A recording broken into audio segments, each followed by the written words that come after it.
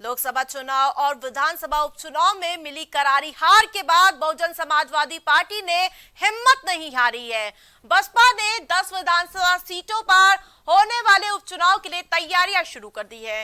Party खाली हुई 10 सीटों पर मजबूत उम्मीदवार उतारने की कवायद में जुट गई है।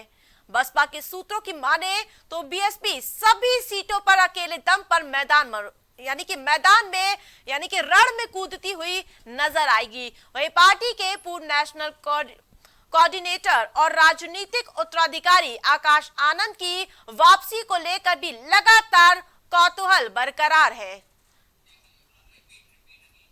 जहां आकाश आनंद को लेकर भी लगातार सियासी खींचतान देखने को मिल रहा है। उम्मीदवारों की तलाश में अब पार्टी जुट चुकी है। उपचुनाव होने हैं 10 सीटों पर।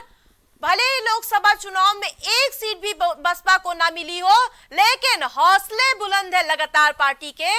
वो एक बार फिर से एकला चलो की राह पर निकल चुकी है।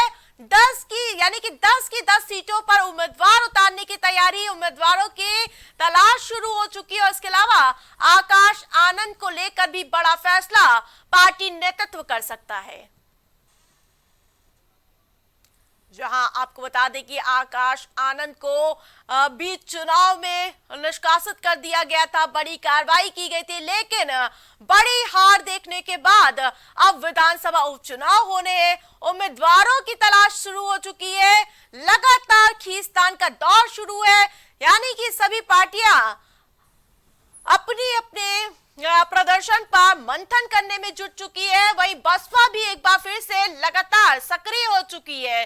भले ही लोकसभा चुनाव में शून्य पर अटक गई हो बसपा, लेकिन उपचुनाव में वापसी के लिए एक बार फिर से मैदान में नजर आने वाली है। यानी कि 10 सीटों पर उपचुनाव में पार्टी कैंडिडेट उतारेगी और चुनाव लड़ती हुई नजर आएगी। और इस बार भी एकला चलो की राह पर बसपा नजर आने वाली है। ज्यादा अपडेट के साथ लाइव हमारे साथ राजेश यादव जुड़ चुके हैं। राजेश, लोकसभा चुनाव में चित होने के बाद बसपा एक बार फिर से चुनावी मोड में नजर आ रही है।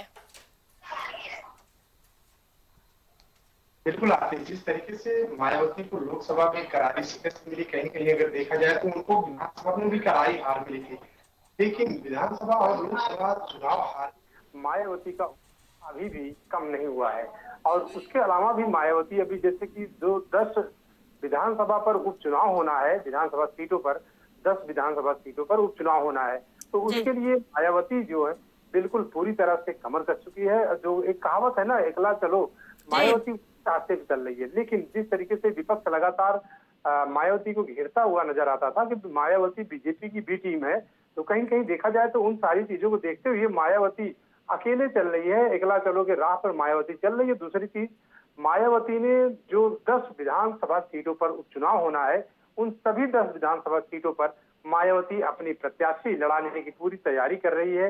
उसके लिए राजेश, एक बार फिर से आकाश आनंद के नाम को लेकर कौतूहल देखने को मिल रहा है। क्या वापसी हो सकती है? देखिए, जिस तरीके से आकाश आनंद जब लोकसभा के चुनाव में अग्रसर हुए थे और लगातार बीजेपी पर निशाना साध रहे थे कि बीजेपी जो है, कहीं कहीं देखा जाए तो बीजेपी सरकार जो है वो किसानों के हित में काम नहीं कर रही है, अल्पसंख्यकों के हित में काम नहीं कर रही है, या कहें एससी एसटी के हित में बीजेपी काम नहीं कर रही है। तो लगातार आकाश आनंद जिस तरीके से बीजेपी को घेरते हुए नजर आते थे और बीजेपी पर लगातार तंज कसते हुए नजर आते थे, उसको लेकर मायावती ने उनको निष्कासित कर दिया था। निष्कासित करने के बाद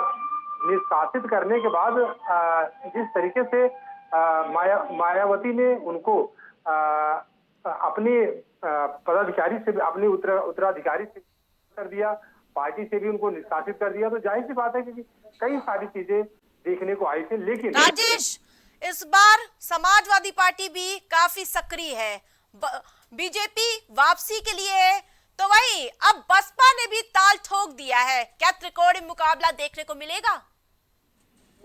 देखिए, जिस तरीके से अगर देखा जाए बसपा का जो जनाधार घटा है, कहीं कहीं देखा जाए, अगर बात किया जाए तो बसपा जो है बिल्कुल बसपा बैकफुट पर नजर आती है। और दूसरी चीज आपको बता दें कि बसपा का जो बसपा का जो कोर वोटर था, कहीं कहीं देखा जाए तो बसपा का कोर वोटर भी खिसकता हुआ नजर आ रहा है, जिससे कि साफ साफ अभी जाहिर हुआ जो लोकसभा का चुनाव चल रहा था, लोकसभा के चुनाव में बसपा का कोर वोटर भी जी, इंडिया तमाम गठबंधन अपडेट के लिए में। बहुत बहुत धन्यवाद राजेश।